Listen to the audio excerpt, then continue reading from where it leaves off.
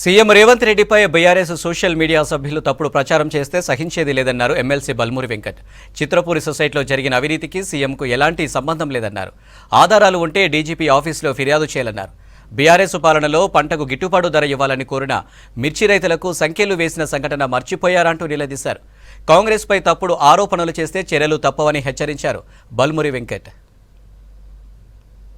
BRS పార్టీకి సంబంధించిన కొంతమంది వ్యక్తులు ఉద్దేశపూర్వకంగా కావాలని చెప్పని ముఖ్యమంత్రి గారి పైన బురద జల్లే ప్రయత్నం చేస్తున్నారు. సోషల్ మీడియా మాధ్యమాలలో బీఆర్ఎస్ పార్టీకి సంబంధించిన సోషల్ మీడియా కన్వీనర్ వాళ్ళ సభ్యులు ఏదైతే వాస్తవాలు ఒక రకంగా ఉంటే, ఏదైతే చిత్రపురి లేఅవుట్ లో బీఆర్ఎస్ పార్టీ 100 రోజులకు ముందు వాళ్ళు 10 సంవత్సరాల అధికారంలో ఉన్నారు.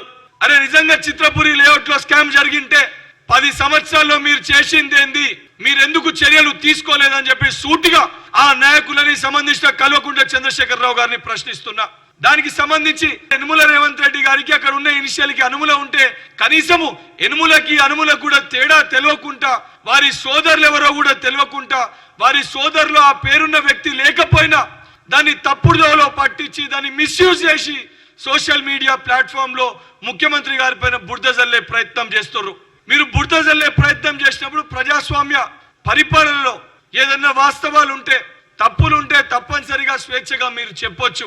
కానీ వాస్తవాలు కానీ ఏదైతే తప్పుడు జరగకపోయినా కేవలం మీరు తప్పుడు ఆరోపణలు చేస్తూ తెలంగాణ రాష్ట్ర ముఖ్యమంత్రి గారి పైన అడ్డగోలుగా ఇష్టం ఉన్నట్టు మీరు సోషల్ మీడియాలో పోస్టులు పెడితే తప్పనిసరిగా లీగల్ గా దానిపైన యాక్షన్స్ అనేటివి తీసుకోవడం జరుగుతుంది.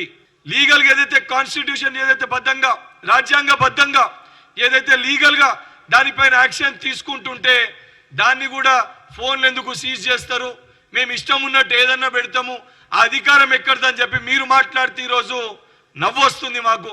ఇదే కదా 4 సంవత్సరాల క్రితము ముఖ్యమంత్రి గారి పుట్టినరోజున ఆ రోజు నేను ఎన్ఎస్వై రాష్ట్ర అధ్యక్షుని లెక్క ఒక బాధ ఒక ఆవేదనతోటి తెలంగాణలో ఉన్న విద్యార్థులు నిరుద్యోగ లోకాల గురించి పట్టించుకుంటలేదు, ముఖ్యమంత్రి గారు తన పుట్టినరోజుకి 100 కోట్లు ప్రభుత్వ డబ్బుని ఉపయోగిస్తున్నారు అని చెప్పని నా నిరసనని ఒక గాడిదకి నేను దానికి సంబంధించి ముఖ్యమంత్రి గారి చిత్రపటాన్ని పెట్టి మీరు ఏదైతే ఆ రకంగా మీరు యొక్క వ్యవహారం ఉందని చెప్పి నేను ప్రొటెస్ట్ చేస్తే ఆ రోజు అకస్మాత్తుగా అర్ధరాత్రి 12 గంటలకి హుజరాబాద్ నియోజకవర్గంలో మీ యొక్క పోలీస్ యంత్రాంగాన్ని మీరు ఆ రోజు ఉపయోగించి నన్ను అరెస్ట్ చేసి నా పైన కేసులు పెట్టి ఏదైతే కేసు పెట్టకపోయినా గాడిద దొంగతనం చేసినాము, సొమోటోగా బుక్ చేసినాం అని చెప్పని ఆ రోజున ఫోన్ని మీరు తీసుకొని ఇదే జమ్మికుంట పోలీస్ స్టేషన్లో నా ఫోన్ని ఆ రోజు మీరు సీజ్ చేయడం జరిగింది.